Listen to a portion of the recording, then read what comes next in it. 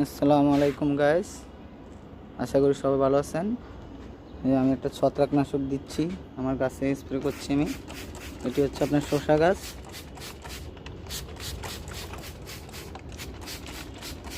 আর এগুলো হচ্ছে চাল কুমড়া গাছ। এগুলো হচ্ছে চাল কুমড়া গাছ। এগুলো ভালো করে স্প্রে করে দিচ্ছি যাতে কোনো পোকামাকড় ছত্রাক না ধরে। ছত্রাক আক্রমণ যদি করে গাছে, তাহলে ওই গাছগুলো বৃদ্ধি পায় না, আপনার হলুদে হয়ে যায়। বিভিন্ন ধরনের ছত্রাক আছে, তাই আমি এই যে গাছগুলোতে ভালো করে, এদিকে আমার করলা গাছ আছে, আপনার করলা গাছও ভালো করে স্প্রে করে দিচ্ছি।